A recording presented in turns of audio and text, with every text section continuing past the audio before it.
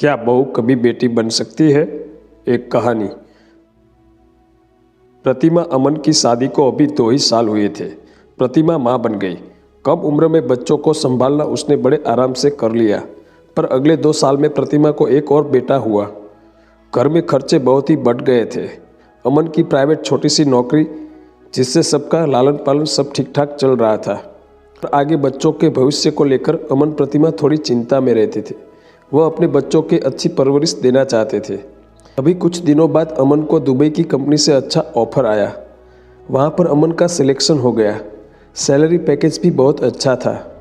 पर सबको दुबई ले जाने का खर्चा बहुत होता और अमन परिवार को छोड़कर जाना नहीं चाहता था। इसलिए वह इस जॉब को ज्वाइन नहीं करना चाहता था।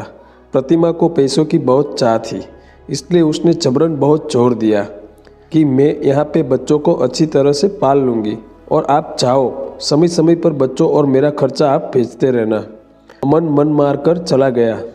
धीरे धीरे उसका मन दुबई में लग गया। बच्चों की परवरिश भी बहुत अच्छे से होने लगी। दोनों बच्चे बोर्डिंग स्कूल में पढ़ने लगे। अमन शुरू में तो 2 साल बाद आया और फिर आना बंद कर दिया। प्रतिमा को लगा कि उसने गलत तो नहीं किया अमन को दुबई भेजकर। अमन पैसे तो भेज देता, पर आने में आनाकानी करने लगा। धीमे धीमे वह बीवी बच्चों से मतलब रखना बंद कर दिया। उसकी एक गर्लफ्रेंड भी बन गई थी। वहाँ की नागरिकता लेने के लिए उसने उस लड़की से शादी भी कर ली। अब तो वह घर आना जैसे मानो भूल ही गया। प्रतिमा ने अपने बल पर बच्चों को पाला, बड़ा किया और फिर बड़े बेटे की शादी कर दी। बड़ी बहू तो आते ही बेटे को लेकर अलग हो गई। प्रतिमा बहुत टूट चुकी थी। पहले पति और बेटा, धीरे धीरे सब दूर होते जा रहे थे। उसको कुछ भी अच्छा नहीं लगता था। उसका कोई ध्यान रखने वाला नहीं था। उसका कहीं मन नहीं लग रहा था। धीरे धीरे वह बीमारियों का शिकार होने लगी। समय के साथ उसका शरीर जर्जर होने लगा। उसको अब बीपी और डायबिटीज़ की बीमारी भी हो गई थी। ऐसे ही चलता रहा। कुछ महीनों बाद छोटे बेटे ने बताया कि मुझे एक लड़की पसंद है, मैं उससे शादी करना चाहता हूँ। प्रतिमा ने सोचा कि यह काम भी करके मैं अपनी जिम्मेदारियों से मुक्त हो जाऊँ, अकेले जैसे तैसे अपनी ज़िंदगी जी लूँगी।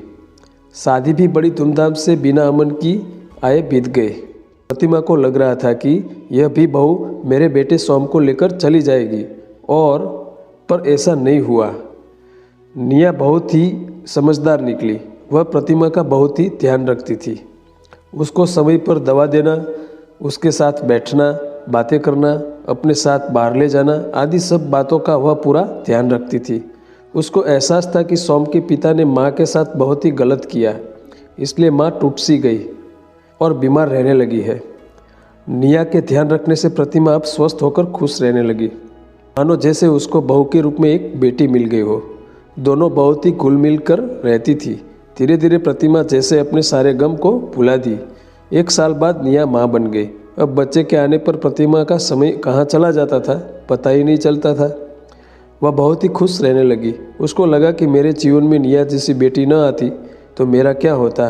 निया ने भी प्रतिमा की अपनी माँ से बढ़कर ध्यान रखा।